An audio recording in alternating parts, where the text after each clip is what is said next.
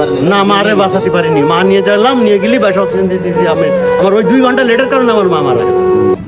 বস আসেন আসেন, বসেন এই জায়গায় বসেন বস, এই জায়গায়। এই একটা চা দে তাড়াতাড়ি। এই মুকুল, খরচের হিসেবটা দেখাও তো।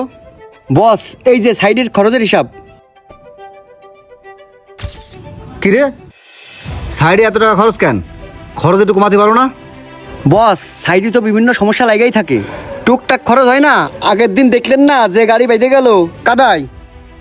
বস বাহাদুরপুর রাস্তায় যে কাজটা করতেছেন না, এলাকার লোকজন বিশাল ঝামেলা করে। একটু তাড়াতাড়ি কিভাবে সমাধান করা যায় সেটাই করে। ওই তুমি ব্যবসা বোঝো না? যতদিন রাস্তা ফেলা রাখবো ততদিন আমার একটা বিল বাড়ানো যাবে। ভাই, আপনি কি বাদুরপুর রোডের কন্ট্রাক্টর? আরে ভাই, বাইরে চেনেন না, বাহাদুরপুর এই রাস্তার বড় কন্ট্রাক্টর, ইনিই তো এই রাস্তা করতেছে। ও, এই সেই কন্ট্রাক্টর, তোরই তো আমি খুঁজে বেড়াচ্ছি। এই ওরে ওরে ওরে ওরে বাবা রে, আমি আগে পলাই। এই দড়িটা আমার হাতে দে, বান শালারে বান। আমার ছেড়ে দেন, আমার ছেড়ে দেন, আমি যাবো না, আমি যাবো না। ভাই কি হয়েছে ভাই, উনারে বানতেছেন কেন? কি করেছে উনি? ওনারে বাঁধতেছি কেন শোনত আলী? না মানে এইরকম করে কি জীবনটা চলে? আর 4-5টা মাস ধরে রাস্তাটা এরম পড়ে রয়েছে, দৈনিক দৈনিক গাড়ি ঠেলতে ঠেলতে আমিও শেষ, আমার গাড়িও শেষ। এরম করে কি জীবন চলে? কবে যেটা ঠিক হবে? সোহেল, কনে যাচ্ছ তুমি? ভাই করছি ভাই।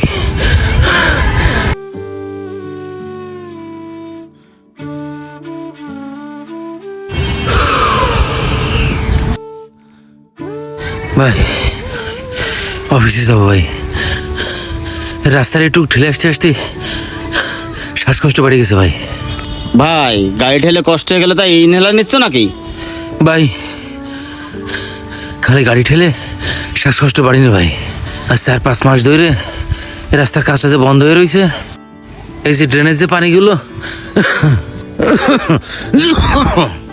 এই পানির জন্য এই পচা গন্ধ হয়ে ভাই আমার শ্বাসকষ্ট বেড়ে গেছে ভাই। ডাক্তারের কাছে গেছিলাম, ডাক্তার আমারে ভাই এই ইনহেলার দিয়েছে ব্যবহার করার জন্যে। আসলে অনেক দিন ধরে দেখতেছি তো রাস্তাটা এভাবে পড়ে আছে। ভাই আমি নাই জোয়ান মানুষ, গায়ে শক্তি সামর্থ্য আছে, গাড়ি না ঠেলে নিয়ে আসতে পারিছি। কালকে কি হয়েছে জানেন?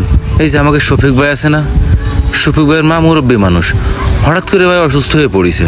অসুস্থ হলে ভাই অ্যাম্বুলেন্সে ফোন দিলি অ্যাম্বুলেন্স ওই রাস্তার মাথায় যে জায়গাতে এই রাস্তার কাজ শুরু হয়েছে ভাই, ওর পাশে অ্যাম্বুলেন্স আর আসবে না। আসলে আসবে কি করে, আসার রাস্তাই তো নেই। কব কি ভাই, পরে গাড়িটা ওই দিক দিয়ে ঘুরে ওই রাস্তার মাথায় দাঁড়াইছে, এদিক দিয়েও যাওয়ার মতো অবস্থা নেই। ওনার মারে খালি অ্যাম্বুলেন্সে নিয়ে হাসপাতালে নেওয়ার মতো সময়টাও পাইনি ভাই। অ্যাম্বুলেন্সে নিয়ে হাসপাতালে যেতে যেতেই ওই নিউ মার্কেটের মধ্যে যায় ভাই ওনার মাটা না মারা গেছে।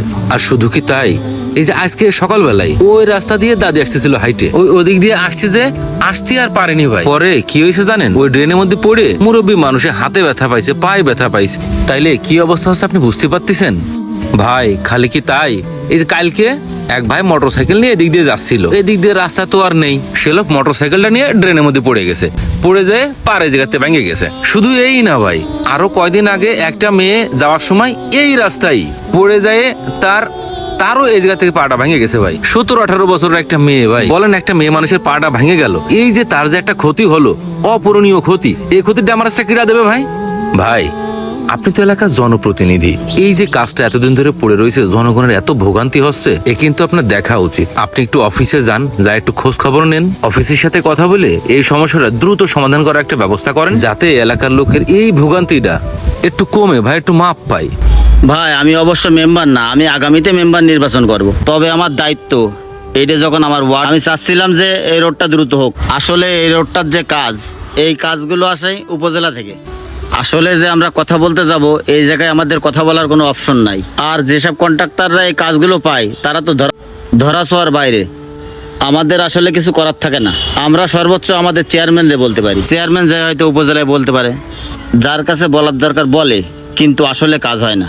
এ ধরতে গেলে এদের পিছনে অনেক বড় বড় হাত কাজ করে, যার জন্য আমরা কোনো কাজ করতে পারি। যা হোক, আমি আসলাম এই রোডের খোঁজটা নিতে। আমি চেষ্টা করব, ঠিক আছে, যেন দ্রুত এই কাজটা দেখি ঊর্ধ্বতন মহলের কাছে কিভাবে পৌঁছায় দেওয়া যায়। আমার চেষ্টা থাকবে সব সময়, আমি কি করতে পারি দেখি জনসাধারণের জন্য। যা হোক ভাই, ভালো থাকেন, আমি চেষ্টা করতেছি কতদূর কি করা যায়। ঠিক আছে? আচ্ছা ভাই একটু দেখেন এই সমস্যাটা যত দ্রুত সমাধান করা যায়। আর কত ভোগান্তি ভোগবো ভাই, আর পারতেছি না। কি ব্যাপার ভাই, আপনার বাড়ি তো ওই পাশে, তা আপনি রোডের পাশে এই মসজিদের মধ্যে আমাদের গাড়ি এই করছেন? রোড গাড়ি এই কারণে রাখতে হয়েছে যে রোডের খুবই মারাত্মক অবস্থা, যার কারণে আমার বাড়ি এই মুখী, আমার ওই পাশ থেকে ঘুরে আসতে সে রোডটাও খারাপ হয়ে গেছে, সে রোডটা হাঁটে যাওয়ারও পরিস্থিতি নেই। তাই গাড়িটা আমি এখানে এই কারণে এখানে মসজিদের এখানে রেখে দিতাম, রেখে এই গাড়ির যে রিক্সটা তা আমার মনের ভিতরে নিয়ে আমি যাতে হচ্ছে আমার ওই গাড়ি। কালকে আমার মা মারা গেছে, আমি এই রোড দিয়ে নিয়ে যেতে পারিনি, আমি ওই পাশ থেকে ঘুরে নিয়ে চলে যেতে হয়েছে হাসপাতালে। কত বড় ক্ষতিগ্রস্ত হয়েছি সে আমি জানি, ও কন্ট্রাক্টর কি জানে, আমি এত বড় ক্ষতিগ্রস্ত হয়েছি। কালকে আমার মা মারা গেছে।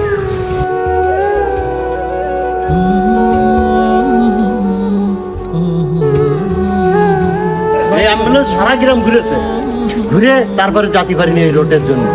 ঠিক আছে, এই কন্ট্রাক্টর এরকম ধরনের দুর্নীতি করেছে। তা আপনি মারে যে কালকে হসপিটালে নিতে পারলেন না কেন ভাই? নিতে পারিনি খালি এই রোডের কারণে, সে অ্যাম্বুলেন্স নিতে যায় যে জায়গায় আমার 10 মিনিটের কাজ, সে জায়গায় আমার 2 ঘন্টা লেগেছে। অ্যাম্বুলেন্স যাবেই না উনি বলেছে, তারপরে আমার কাছ থেকে অ্যাম্বুলেন্সের ভাড়া 500 টাকা, উনি বললেন যে ভাই 800 টাকা নিচে যাবো। হ্যাঁ তারপরে নিয়ে আপনার হ্যাঁ, বাসাতে পারবেন না মারে বাঁচাতে পারিনি, মা নিয়ে গেলি বাসা অক্সিজেন দিতে আমার ওই 2 ঘন্টা লেটের কারণে আমার মা মারা গেল। ঠিক আছে, 2 ঘন্টা লেটের কারণে। সবই তো শুনলি, তাহলে ইনার কি করা উচিত বলো? ভাই এই কাজ করেছে উনি, কিসের বান্দাবান্দি? আগে এই যা ধরে ওরে পিটান। এইটা একটা কন্টেন্ট বা গল্প নয়, এইটাই কিন্তু বাস্তবতা। বেশিরভাগ ঠিকাদাররা নিজেদের স্বার্থ রক্ষা করে চলে, এর জন্য সাধারণ জনগণ পড়ে চরম ভোগান্তিতে। এইসবের বিরুদ্ধে আমাদের জনগণেরই রুখে দাঁড়ানো উচিত।